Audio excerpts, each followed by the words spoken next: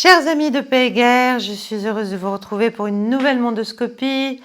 Nous sommes le 4 août 2026, mais cette émission sortira demain pour des raisons techniques. Alors aujourd'hui, les deux grands sujets toujours. Je vais commencer cette semaine par l'Iran et je continuerai par l'Ukraine, sachant que ces deux dossiers présentent quand même de plus en plus des signes de convergence peut-être, mais surtout des similitudes en fait, notamment dans les motivations américaines et occidentales, mais surtout américaines, pour les mener, les nourrir, les poursuivre, et bref, ne jamais en voir le bout. Alors, bon, avant de commencer, bien sûr, je vous demande si vous aimez ces émissions, si vous aimez Paix et Guerre, si vous aimez m'écouter, eh bien, de liker, de partager, de vous abonner à la chaîne si ce n'est pas déjà fait, et si vous avez envie d'avoir un peu plus d'émissions et de contenu exclusif, de rejoindre le cercle des amis de Paix et Guerre, de nous soutenir, bien sûr, de toutes les façons possibles, et notamment Tipeee, qui se prête bien à cette fonction. Donc l'Iran, point numéro 1. Eh bien, sur la question iranienne, on est toujours globalement dans une espèce de suspension du temps, des attaques, et enfin une situation très volatile. Sur la question d'Ormuz spécifiquement, il y aurait des pourparlers entre l'Iran et Oman, aucun pourparler direct irano-américain, en dépit de ce que raconte Donald Trump, mais en revanche des pourparlers irano-omanais, en cours donc, qui avancerait, même si les Iraniens disent qu'en fait, ce sont les Américains qui interfèrent et qui cherchent à tout faire capoter, ou en tout cas à tout faire évoluer dans le sens de leurs propres demandes, évidemment. Et donc là, on voit bien que les Iraniens restent quand même extrêmement fermes, et en tout cas qu'ils ne veulent pas, et ils le disent, parler de quoi que ce soit avant que les points du Memorandum of Understanding, qui avait été quand même signé par les États-Unis, ne soient mis en œuvre. Et parmi ces points, évidemment, les plus importants, c'est le dégel des avoirs iraniens bloqués et la levée de toutes les sanctions, ce qui suppose aussi, bien sûr, que l'Europe se prête au jeu. Enfin, il y aurait quand même intérêt, à mon avis. Bref, Trump continue à souffler le chaud, le froid. Il croit toujours que sa méthode marche, c'est-à-dire mettre des coups de pression en amont d'une négociation que l'on demande, parce qu'on est dans une position de faiblesse, en fait. Encore une fois, il ne faut pas écouter véritablement ce qui est dit. Il faut voir la réalité des choses sur le terrain. Et sur le terrain, on voit bien que les Américains sont quand même très mal. Donc, il croit que sa méthode peut marcher, le stop and go permanent. Évidemment, ça a détruit toute confiance, tout respect. Voilà, ça a durci plutôt le régime, ça a renforcé les parties les plus intransigeantes à l'intérieur du système institutionnel et de pouvoir iranien. Bon, et puis les Américains ont évidemment un problème qui est quand même très lourd, qui est celui de leur présence dans la zone, qui est vraiment en berne aujourd'hui, après toutes les destructions subies par leurs emprises militaires, par leurs bases. La quasi-totalité sont soit détruites, soit extrêmement abîmées. Ils ont dû rapatrier des troupes importantes. Donc en fait, si vous voulez, l'un des objectifs iraniens dans cette réponse à l'agression américaine et israélienne, c'était peut-être d'en profiter pour faire dégager les États-Unis du Moyen-Orient. Bon, encore une fois, je ne pense pas que ça va se faire si facilement, je ne pense pas que ça va se faire tout de suite, mais pour l'instant, il s'agirait de reconstruire tout ça, et il y en a pour des milliards et des milliards. Vous me direz, ça ne fait pas peur à la planche à billets américaine, évidemment, mais enfin, tout de même, il y a très peu de force, en fait, américaine aujourd'hui sur le terrain, si vous voulez. Donc, de jure, oui, il y a encore les bases américaines, mais de facto, elles sont vides. Elles sont vides et elles sont en mauvais état. Donc, ensuite, il y a bien sûr la question toujours des pays du Golfe et de leur attitude. Et là, on voit bien qu'il y a une ambivalence parce que Alors d'abord, il y a toutes les tentatives, soit israéliennes, soit américaines, de s'adjoindre les bonnes grâces des uns et des autres. Les Israéliens proposent là en ce moment des contrats militaires aux Émirats. Les Américains, eux, ce sont les Saoudiens qu'ils essaient de ramener dans leur giron avec la promesse d'une coopération civile dans le domaine nucléaire. Enfin dans le nucléaire civil, pardon. Mais en même temps, il y a une réalité, c'est que l'Iran donc sort pour l'instant, en tout cas assez fort, même singulièrement renforcé au plan global, au plan régional, au plan diplomatique, au plan stratégique, au plan militaire de cette opération américano-israélienne. L'Iran ne les agressait pas, tous ces pays du Golfe, tant qu'il n'a pas été lui-même agressé, donc il a répondu sur ces bases pour fragiliser en fait économiquement les États-Unis, de la même manière qu'il a bloqué Hormuz pour ça, et que les Houthis essaient de bloquer Bab el-Mandeb, et y arrivent quasiment pour la même raison, c'est-à-dire pour taper, si j'ose dire, au portefeuille de l'Américain moyen, et pour donc gêner politiquement Donald Trump. Donc ils ont compris qu'il fallait s'intéresser aux vulnérabilités internes, en fait, des Américains. En tout cas, ce qui est clair, c'est que ces pays du Golfe, ils n'ont pas été protégés par les systèmes d'interception, les batteries de patriotes, etc., qui se trouvaient sur leur territoire, enfin dans les bases américaines.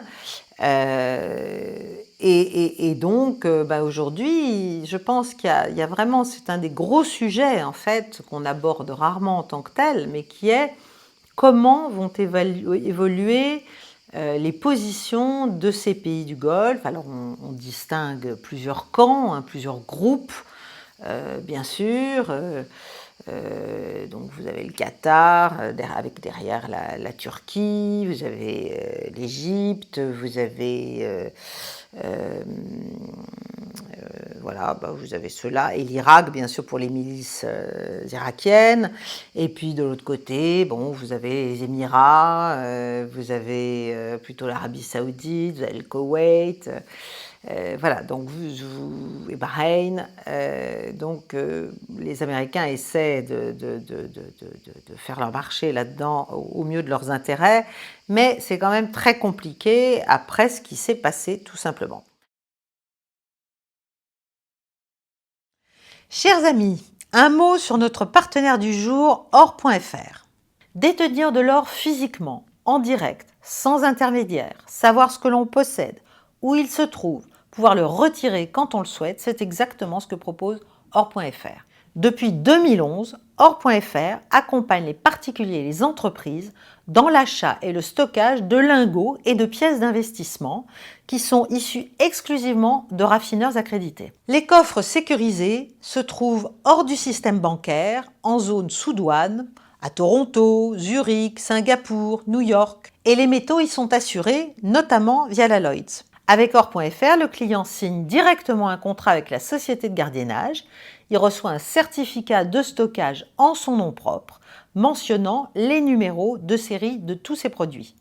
En tant que seul représentant légal, le client peut à tout moment se rendre physiquement au coffre sans représentant d'Or.fr pour inspecter ou retirer son stock. Or.fr facilite également la liquidité en rachetant les lingots et les pièces conservées dans les coffres. Et pour celles et ceux qui préfèrent conserver leurs métaux chez eux, il y a un service de livraison disponible en France et dans la plupart des pays européens. Cette communication est fournie à titre informatif et ne constitue ni un conseil en investissement, ni une recommandation personnalisée. L'investissement dans les métaux précieux comporte des risques, notamment en perte de capital. Si l'or physique vous intéresse, vous pouvez cliquer sur le lien en description et voir ce que propose notre partenaire. Je remercie beaucoup Or.fr de soutenir notre chaîne et notre travail sur Pays Guerre. Alors, donc on peut dire que là, Trump, samedi soir dernier, sachant que nous sommes mardi,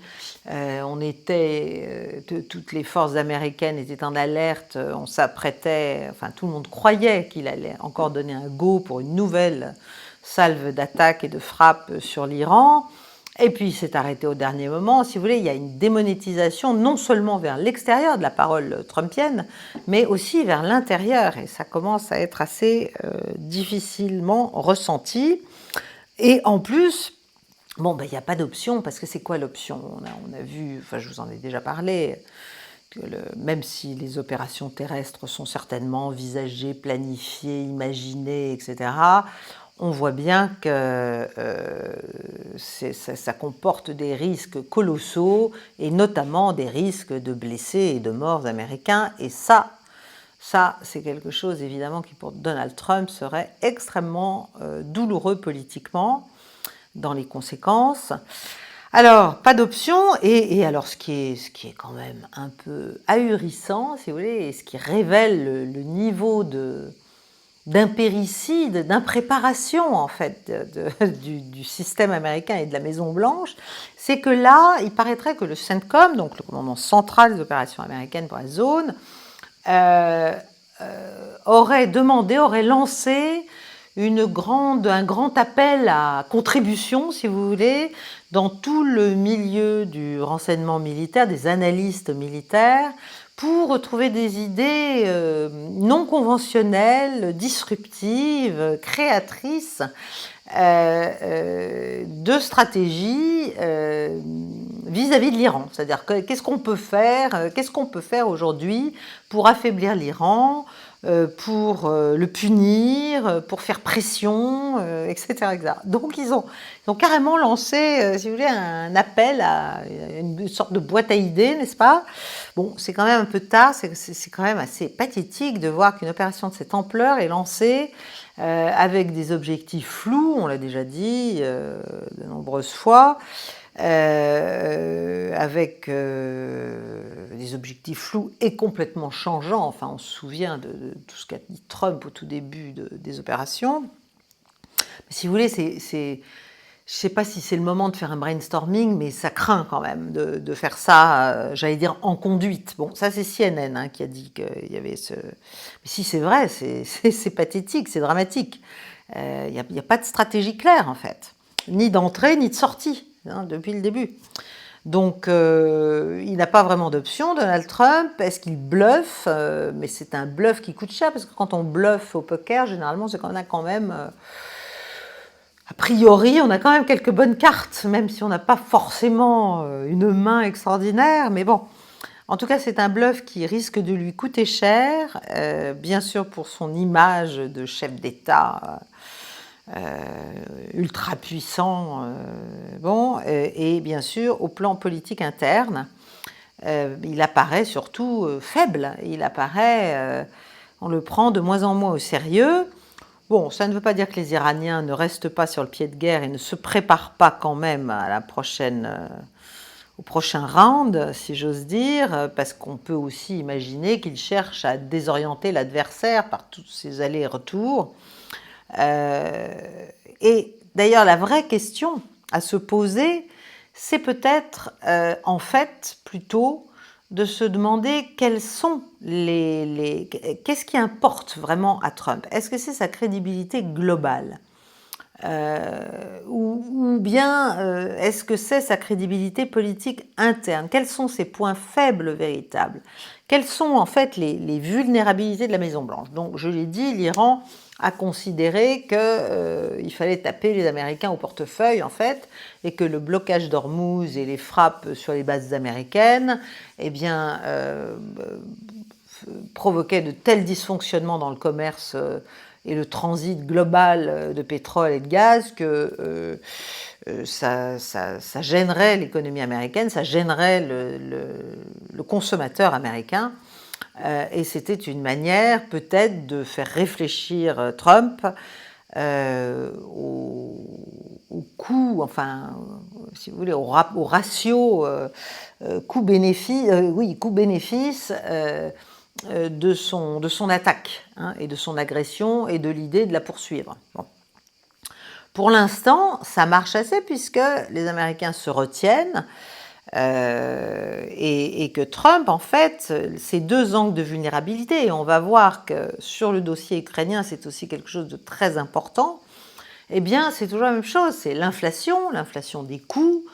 En fait, c'est des priorités internes. C'est l'inflation du coût du pétrole, du coût du gaz, du coût du transport, du coût de la logistique, du coût voilà, des biens et services américains finalement. Et puis le deuxième problème, bon, qui est généralement toujours un problème politique pour un président, et pour un président américain encore plus, eh bien c'est de voir revenir des cercueils, n'est-ce pas? Donc c'est des pertes attendues pour une guerre, en plus pour une guerre totalement provoquée, une guerre de choix, si vous voulez, à l'initiative américaine et israélienne. En tout cas, la guerre n'est pas finie, ça je pense qu'on peut le dire, que Hormuz est toujours bloqué, que Bab el-Mandeb est bloqué, même s'il y a quand même 2 tankers saoudiens sur les 10 qui ont tenté de franchir récemment, qui ont réussi à passer. Est-ce que les Houthis les ont laissés passer? Sous quelles conditions? Comment? Pourquoi? Je ne sais pas. Mais ça fait quand même 2 sur 10, mais ça fait 8 autres qui ne sont pas passés. Voilà. Donc, voilà ce qu'il en est sur le dossier iranien, ce qu'on peut dire aujourd'hui. Alors, passons à l'Ukraine. Bon, bah là, vous avez peut-être vu diverses informations, même sur nos chaînes classiques de grande écoute, qui sont quand même vraiment dans un narratif pro-ukrainien, même si elles ne s'en rendent pas compte. Enfin, je ne sais pas, je pense qu'elles s'en rendent compte quand même. Mais là, quand même, les attaques ukrainiennes sur des plages, sur des citoyens russes pacifiques qui sont en train de se baigner, n'est-ce pas, comme d'autres s'amusent à Kiev dans les boîtes de nuit. Bon, voilà, il y a un terrorisme, il y a des attaques directes sur des civils qui se poursuivent. Hein, ça fait des mois, ça fait même des années, à vrai dire. Mais là, bon, donc attaque de drones sur des plages, tentative, alors poursuite des assassinats ciblés sur des personnalités russes, notamment militaires, puisque là, c'est le chef des forces aérospatiales russe qui était visé dans un café où il fêtait manifestement son anniversaire. Bon, il y a une enquête ouverte pour terrorisme, mais on ne sait pas s'il est mort, vivant, blessé. Voilà, il y a aussi bien sûr des attaques, non seulement on l'a vu sur un bateau iranien en Caspienne, mais sur un cargo turc qui transportait des fruits et des légumes à destination de la Russie. Donc, si vous voulez, il y a un rythme extrêmement soutenu d'attaques ukrainiennes, de drones qui sont évidemment opérés et qui ne peuvent agir, comme chacun sait maintenant, c'est clair, c'est net, c'est avoué d'ailleurs, c'est dit, qui ne peuvent opérer qu'avec l'aide occidentale. Et bon, la Russie, qu'est-ce qu'elle fait? Bon, ben, là, elle a accéléré ses opérations sur Odessa, ça fait plusieurs mois que ça dure, mais là, elle a bloqué le commerce donc, ukrainien. Et en fait, bon, voilà, je ne peux pas vous raconter tous les événements parce qu'il se passe chaque jour beaucoup de choses. Mais ce qui est intéressant de comprendre, c'est ce que veut chaque partie, ce qu'essaie de chercher chaque partie. Et là, pour le coup, chacune cherche un peu la même chose, c'est-à-dire de récupérer le contrôle de l'escalade, si vous voulez, de récupérer le contrôle de l'escalade. Voilà, la domination de l'escalade, que ce soit en mer, que ce soit dans les airs, que ce soit dans la profondeur du territoire ennemi, du territoire adverse. Et en fait, cette guerre vraiment se révèle. Donc, les Russes essaient de faire un peu du tit for tat, hein, de répondre action-réaction, quoi. Mais la guerre se révèle quand même pour ce qu'elle n'a jamais cessé d'être, mais que l'on n'a que progressivement admis, c'est-à-dire une opération de l'OTAN, hein, tout simplement, anglo-américaine essentiellement, avec le soutien de l'Alliance Atlantique, et une opération de quoi? Mais de guerre permanente, en fait, faite à la Russie, et ça remonte à très loin, donc je ne vais pas vous refaire toute la chronologie, parce qu'elle a été amplement faite par des gens extrêmement précis, beaucoup plus précis que moi d'ailleurs, qui se donne la peine de le faire. Mais si vous voulez, l'idée, c'est non seulement à la fin d'arriver à changer le système politique de la Russie pour pouvoir recommencer à espérer en extraire les richesses, bien sûr, mais l'idée c'est de l'affaiblir décisivement, c'est de l'empêcher d'importer, c'est de l'empêcher d'exporter. On le voit en mer Noire, on le voit en mer d'Azov, on le voit donc en mer Caspienne. Bref, il s'agit de détruire l'économie russe. Alors ça, c'est pas passé aussi vite que prévu, n'est-ce pas, selon Bruno Le Maire, mettre à genoux l'économie russe. Bon, ça c'était en 2022, bon, c'est pas tout à fait ce qui s'est passé. Mais voilà, en tout cas, c'est l'idée de cette guerre permanente. Et là, on se rend compte que toutes les fadaises racontées par Trump lorsqu'il est revenu et auxquelles des gens tels que moi d'ailleurs ont voulu croire d'une certaine façon, encore enfin un peu de changement à la politique américaine, finalement, il est retombé sous la coupe des uns, sous la coupe des autres, ou peut-être en avait-il lui-même envie d'ailleurs. Après tout, c'est lui qui a fait assassiner le général Soleimani en 2020, enfin qui a donné l'ordre. C'est lui qui était sorti de l'accord nucléaire avec l'Iran aussi. C'est lui qui avait quand même fourni à l'Ukraine aussi un certain nombre de choses pendant son premier mandat, un certain nombre d'armements. Mais en tout cas, voilà, on est dans cette guerre permanente, donc il ne s'agit plus du tout de paix, il ne s'agit plus d'accord, il ne s'agit plus de rien, même si les Ukrainiens sont aux abois militairement, il demeure une sorte de plateforme militaire, si vous voulez, lancée contre la Russie et nourrie contre la Russie, bien sûr, par des crédits. Alors, là où l'Amérique est très forte, c'est qu'elle réussit à faire payer tout ça maintenant par les Européens. Bon, ça c'est remarquable. Mais évidemment, en Russie, ça commence, comme je l'ai déjà un peu expliqué, mais je voudrais revenir là-dessus aujourd'hui, ça provoque des débats très importants, très intenses sur ce qu'il convient de faire. Parce que manifestement, même si l'armée russe poursuit ses avancées, et d'ailleurs en juillet, je crois, elle a beaucoup avancé. Alors, j'ai plus les chiffres en tête exacts, mais je pourrais vous les redonner éventuellement. Elle a avancé beaucoup plus que depuis plusieurs mois. Donc, même si vous voulez, l'armée russe se bat, alors pas avec une main dans le dos, mais elle se bat avec des limites très strictes qui lui sont données en fait par le Kremlin. Voilà, pour maintenir la possibilité d'un arrêt, la possibilité d'un arrangement, pour limiter la casse, pour limiter les pertes, contrairement à ce qu'on raconte, même si évidemment il y a des pertes très importantes russes, enfin à côté des Ukrainiennes, si vous voulez. Bon, là quand même, il faudrait quand même pas tout mélanger. Donc,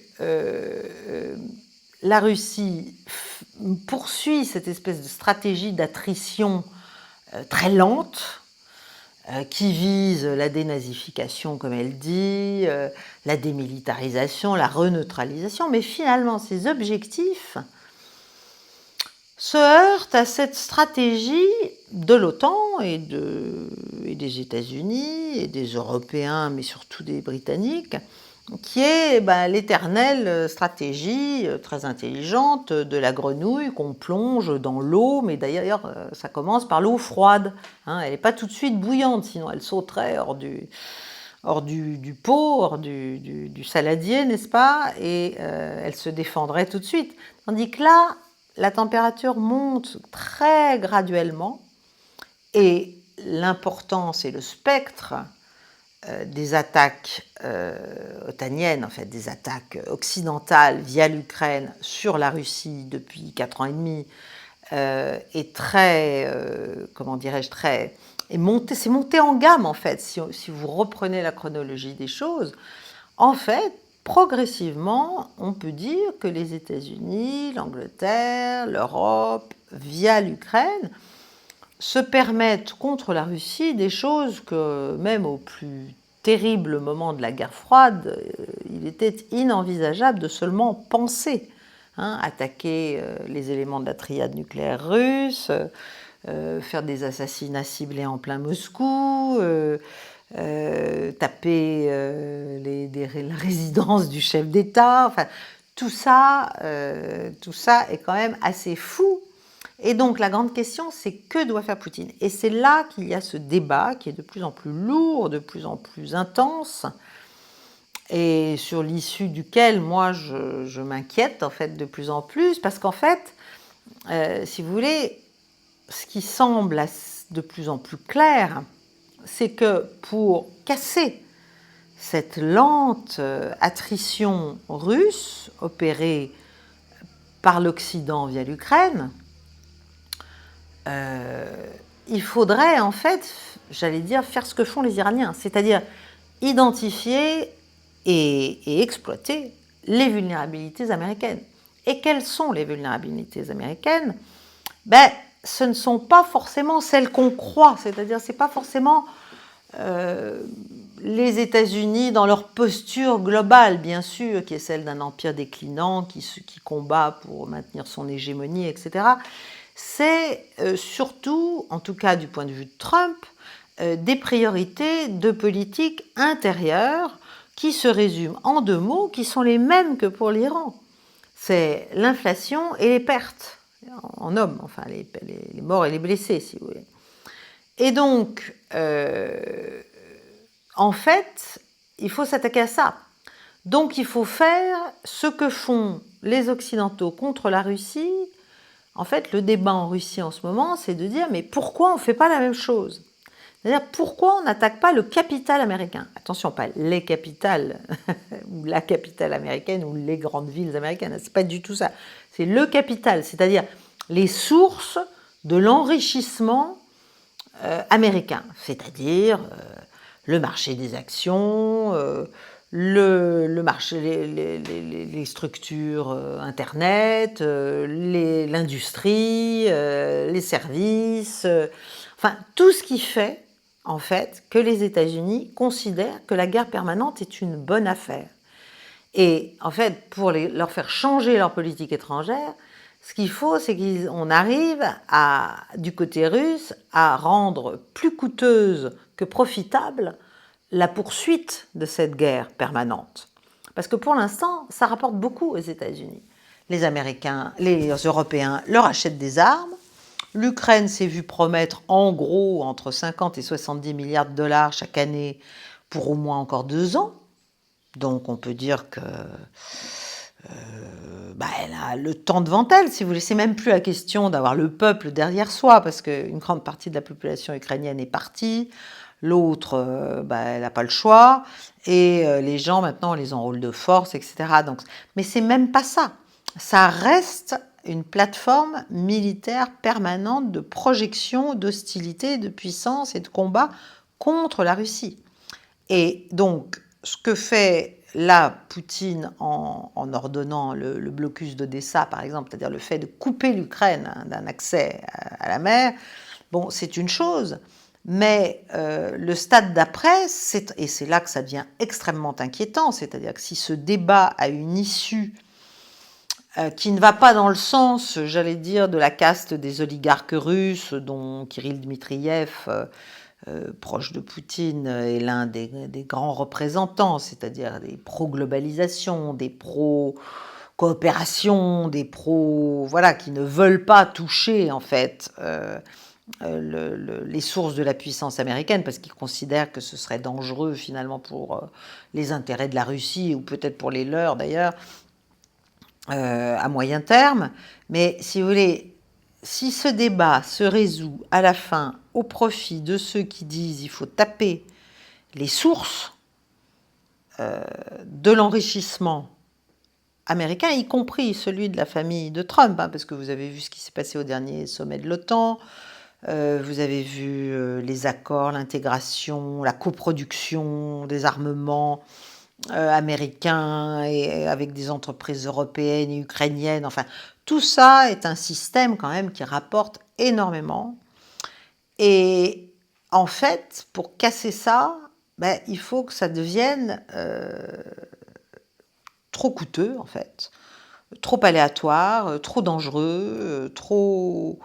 Voilà, pour les gens qui mettent en œuvre ce système et qui le font prospérer, eh bien, de poursuivre l'affrontement et qu'ils en viennent à se dire il faut changer notre politique étrangère, là je parle des Américains, pour arriver quand même à une forme d'accord qui sera certainement pas, qui sera une paix chaude hein, peut-être, ou une nouvelle guerre froide, mais de l'ère glaciaire, avec la Russie, parce que sinon ça va nous faire trop mal en fait. Et donc, il ne s'agit pas pour la Russie de taper encore une fois l'Europe, les pays de l'OTAN, etc. Elle n'a jamais souhaité le faire, elle l'a dit amplement, et moi je n'y crois pas du tout. Bon, je peux me tromper évidemment, enfin je n'y crois pas. En revanche, cette idée d'une zone tampon que les Russes ont déjà évoquée et qu'ils essaient de mettre en œuvre hein, à Kharkov, à Soumy, enfin au nord, en fait, l'idée peut être de l'étendre beaucoup plus loin et de l'étendre jusqu'à la frontière polonaise. Parce que quand vous coupez l'Ukraine du port d'Odessa, donc de la possibilité d'exporter son grain, mais pas seulement son grain, hein, ou d'importer des armes, par exemple, par là, eh bien évidemment, il y a les routes et il y a les itinéraires vers la Pologne, en fait. Donc, il se dit, et il y a des gens en Russie qui pensent qu'il faut étendre cette zone tampon de sécurité que Moscou se résout à créer et à étendre parce que, en fait, il n'y a aucune discussion possible sur la reneutralisation du pays, manifestement. Eh bien, il faut l'étendre beaucoup plus loin que prévu et peut-être, en fait, jusqu'aux frontières de l'OTAN, c'est-à-dire jusqu'à la Pologne. Et d'ailleurs, la Russie aurait fermé certains points frontières avec des pays de l'Alliance Atlantique. Donc, elle est en train de se claquemurer, elle est en train de préparer peut-être ce type d'accélération des opérations pour lui permettre d'étendre cette zone de sécurité. Voilà. Là, c'est le scénario, évidemment, d'une réplique lourde russe. Ça se passera en Ukraine, mais ça ira loin en Ukraine. Et ça veut dire que l'Ukraine sera plus encore, évidemment, sacrifiée. Il y a quand même cette certitude, c'est que l'Ukraine est une plateforme de combat qui peut encore tenir. Le soutien populaire de la population ukrainienne à la guerre, je pense qu'il est en train de sérieusement défaillir. Mais comme ça rapporte beaucoup d'argent aux Américains via les commandes européennes, il est possible que cette plateforme puisse persister. Et en fait, tout ça, ça rappelle un peu les réseaux Gladio. Je ne sais pas si certains d'entre vous savent ce que c'est. Bon, c'est des réseaux en fait de l'OTAN, enfin abrités par l'OTAN à l'initiative de la CIA, du MI6 à l'époque, après la fin de la guerre, enfin 1948, si ma mémoire est bonne. En fait, c'était des réseaux d'influence derrière les lignes ennemies, donc derrière les lignes soviétiques à l'époque, de gens qui étaient prêts à faire de l'influence, faire de la contre-influence soviétique, si vous voulez, et qui étaient prêts, surtout qui étaient des cellules dormantes prêtes à être réactivées. Et donc, d'ailleurs, dont il se dit que certaines, notamment en Ukraine, ont été finalement réactivées. C'est des cellules de déstabilisation, si vous voulez, derrière les lignes soviétiques. Bon. Donc on est un peu dans une sorte de new gladio, de nouveau gladio, qui en plus est très profitable au sens de l'argent aux États-Unis. Donc ça peut durer et ça peut pourrir, sauf si les États-Unis trouvent que ça ne leur rapporte pas assez pour ce que ça leur coûte. Voilà. Parce que pour l'instant, les successeurs de ces réseaux gladio, tant qu'on les paie eux-mêmes très cher, ils ont intérêt à se prêter au jeu, si vous voulez, de cette guerre permanente contre la Russie.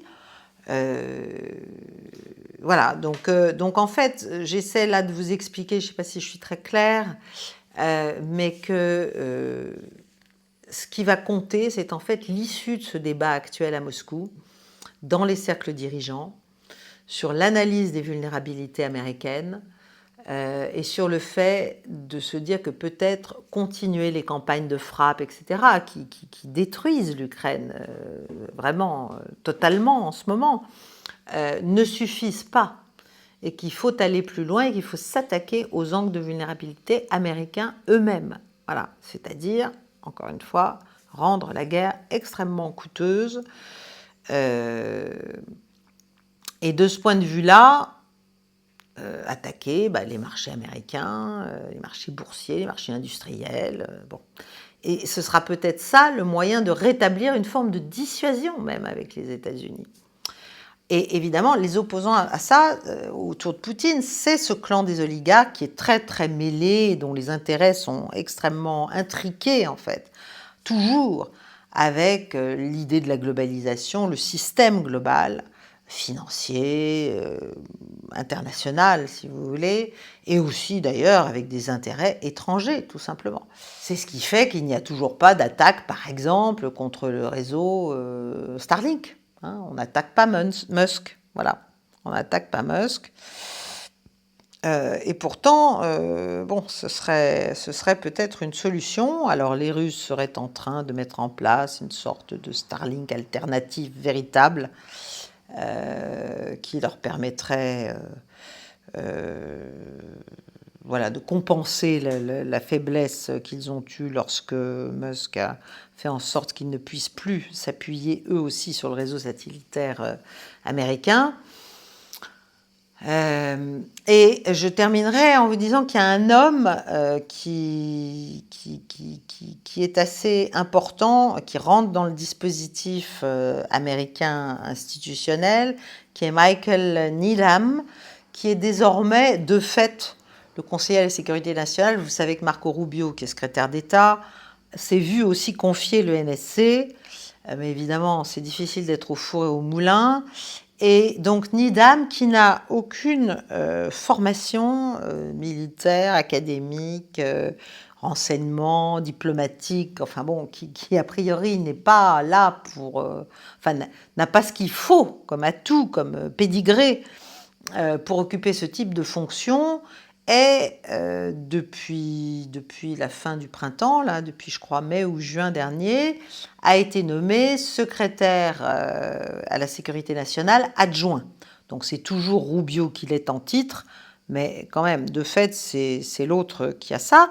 Et vous savez que le NSC, ça sert aussi à donner à Trump des éléments sur les orientations de politique étrangère et de défense souhaitables du point de vue américain, du point de vue des intérêts de sécurité et nationaux américains.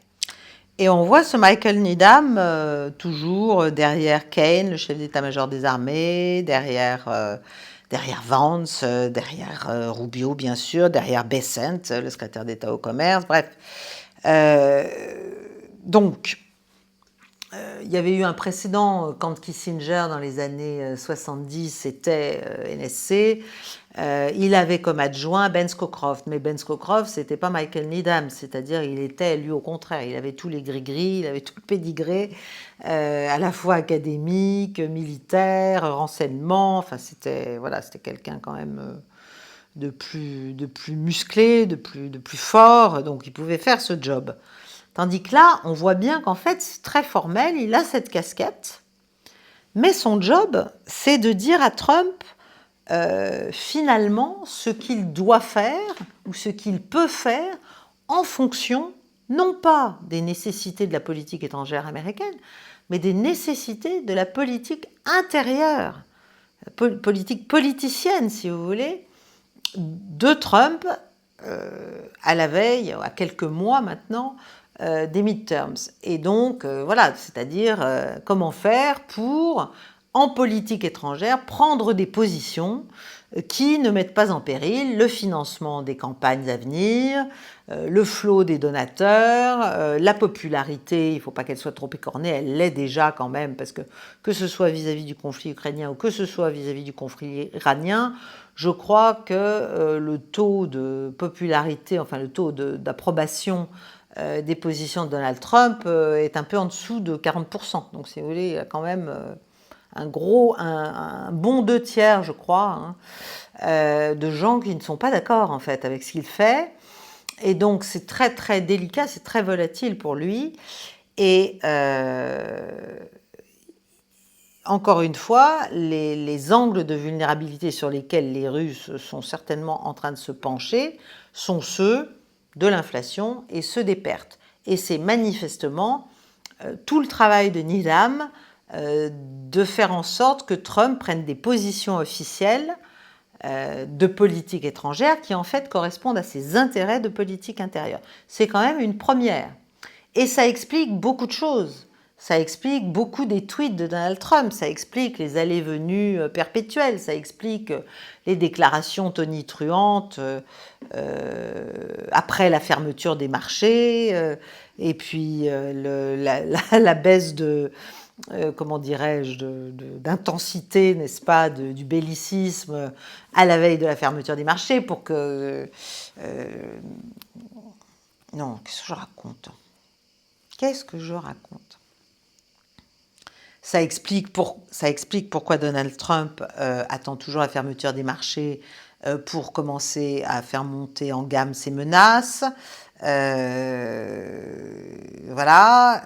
Et il essaie vraiment de maintenir les équilibres économiques et les équilibres politiques internes pour lui, qui lui soient favorables, en prenant telle ou telle décision de politique étrangère. Vous me direz, s'il voulait vraiment faire ça, il n'aurait peut-être pas dû se lancer à ce point dans cette galère iranienne. L'Ukraine, c'est encore un peu autre chose, mais parce que là, il a essentiellement déçu ceux qui attendaient qu'il mette fin au conflit. Mais en même temps, encore une fois, il réjouit tous les fabricants d'armement américains. Donc voilà, donc j'essaie de vous expliquer qu'en fait, la politique étrangère américaine est en fait le succédané des préoccupations présidentielles américaines en politique intérieure à la veille des midterms. Voilà, c'est un peu réducteur, c'est un peu dommage pour la paix, c'est un peu dommage pour tout ce qu'on pourrait essayer de souhaiter en termes d'amélioration de la conflictualité mondiale. Mais c'est comme ça, c'est malheureusement le niveau. Donc voilà, je vous laisse là-dessus pour ne pas être trop longue. Je vous remercie de votre attention et je vous retrouve la semaine prochaine pour une nouvelle mondoscopie. Encore une fois, likez, partagez, commentez, ne serait-ce que quelques mots pour le référencement de cette mondoscopie. La dernière a été, je crois, très vue. Très vue et je serais ravie que ça continue. Voilà, surtout en plein été, c'est assez merveilleux. Ça me remonte le moral. Merci chers amis, à très bientôt. Au revoir.